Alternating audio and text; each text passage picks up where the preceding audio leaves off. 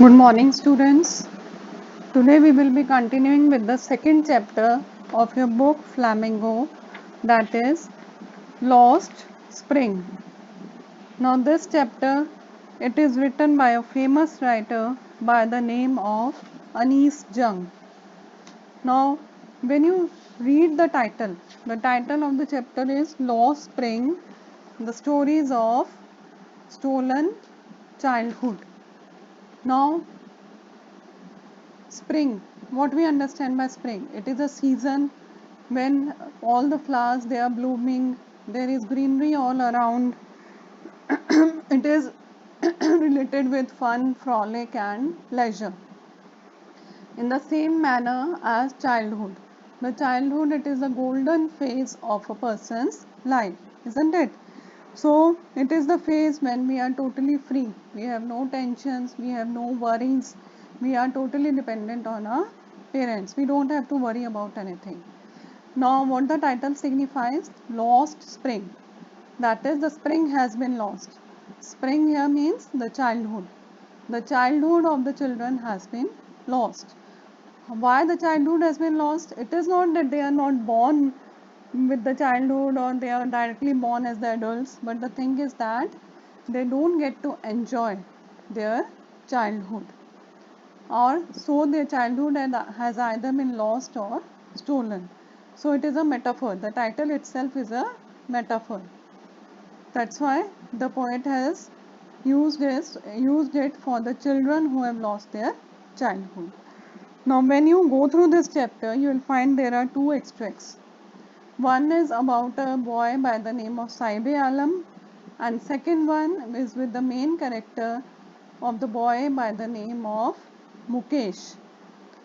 Now, in the first extract, today we will be dealing with the first extract. That is the story of Saibe Alam. Now, Saibe Alam, he is a rag picker. Rag picker means कचरा बीनने वाले, जो इधर उधर कचरे में से कोई भी उनको ऐसा लगता है कि कोई काम की चीज़ मिल सकती है तो वो कचरा बीनते रहते हैं दिन भर. And he is a refugee. Why? Because he has come from Bangladesh. Now they left their homes in Bangladesh because of the floods. There were floods, their lands were flooded, उनके पूरे खेतों में पानी भर गया, उनके लिए पास खाने के लिए कुछ नहीं था, कमाई का कोई साधन नहीं था, तो इसलिए वो लोग वहाँ से निकल करके कहाँ आ गए? इंडिया में. In India also they came to Delhi, in the outskirts of Delhi. Delhi के बाहर के हिस्से, जो झुग्गी झोंपड़ी वाला हिस्सा है जिसका नाम है सीमापुरी, वहाँ पर आकर के वो रहने लग गए. So what happens in the beginning of the chapter, when you go through the chapter, जब आप चैप्टर पढ़ोगे तो आप देखोगे कि इसके अंदर स्टार्टिंग में ही जो राइटर है वो साहिब आलम से मिलता है, इस बॉय से मिलता है, और तो उसको देखता है कि कचरा बीन रहा है, तो राइटर उसको बोलती है कि तुम स्कूल क्यों नहीं जाते? तो वो क्या जवाब देता है? ठीक है मैं स्कूल जाऊंगा अगर तुम मेरे लिए एक स्कूल बना दो. तो उस वक्त तो राइटर हाँ करके और चली जाती है वहाँ से. उसको नहीं पता होता कि मेरे से वापस से क्वेश्चन करेगा या वापस मुझे मिल जाएगा और पूछेगा. तो दोबारा जब राइटर जाती है तो पूछता है कि तुमने स्कूल बना दिया क्या? Now the writer was ashamed. The writer was ashamed for the hollow promise that she has made. और इसी तरह के प्रोमिसेस बहुत सारे थे उनके जीवन में. बहुत से लोग आते थे तो इसी तरह के खाली प्रॉमिस करके चले जाते थे. उनके साथ प्रॉमिस करते थे हम तुम्हारे लिए ये बना देंगे, हम तुम्हारे लिए ये कर देंगे. स्पेशली पॉलिटिशियंस जब आते थे इलेक्शंस के टाइम पे, तो उनका यही काम होता था उनसे प्रॉमिसेस करना, और वो प्रॉमिस कभी फुलफिल नहीं होते थे.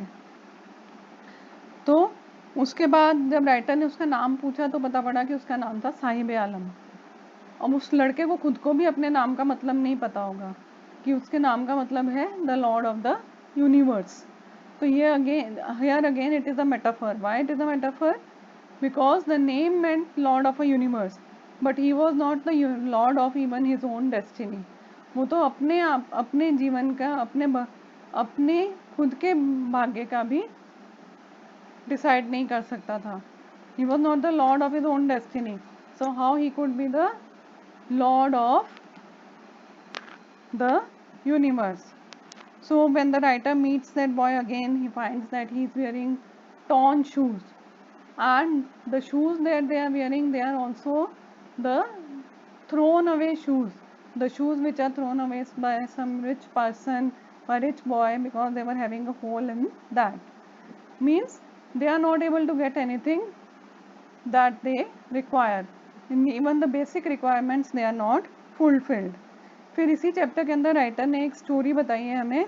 The story is that of a child of a priest. एक पंडित का बच्चा है.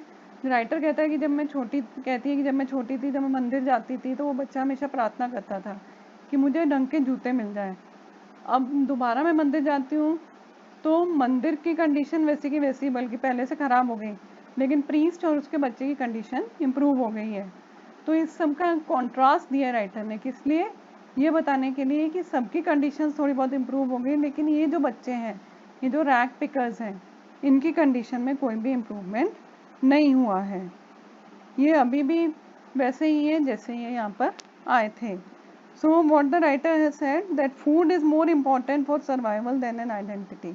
ये लोग यहाँ पे रहते हैं, उनको they have the name on the voter list, they have the ration cards, but they are not called the Indian citizens. तो उनके लिए ज़रूरी नहीं है कि उनको इंडियन सिटीजन्स कहा जाए, उनके लिए यही काफ़ी है कि उनको 2 वक्त का खाना मिल रहा है. और garbage for them is gold. Why they consider garbage to be gold? Because they can find something useful in that. उनको उसमें भी ऐसी कोई चीज़ मिल सकती थी जिसको बेच करके वो थोड़ा बहुत पैसा कमा सकते थे. So what happened is that now after some time the boy goes to work in a tea stall. He was doing the work of a bearer in a tea stall. He was carrying a canister and he used to work daily. He used to get the money monthly, a fixed amount he used to get. But what happens? He has lost his carefree look. Now no more he is carefree. No more he is on his own. When he was doing the work of a rag picker, he was free to do whatever he wanted to do. लेकिन अब जब वो tea stall में work कर रहा था तो उसको टी स्टॉल के ओनर के हिसाब से काम करना पड़ता था दिन भर. और दूसरी चीज़ ये क्या सिग्निफाई कर रही थी? Child labour. Child labour although it is banned in our country, हमारे लॉज बने हुए हैं कि हम छोटे बच्चों को एम्प्लॉय नहीं कर सकते, उनसे काम नहीं ले सकते, फिर भी हमारी कंट्री में कितना ज़्यादा चाइल्ड लेबर prevalent है. That's why the extract ends on the note, Sahib is no longer his own master. Now he was a bonded laborer. Now he couldn't do work according to his will. The only difference was that now he was getting a fixed amount of money. Maybe that money also may be going to his family for their survival. So now he had become a partner in the survival of his family.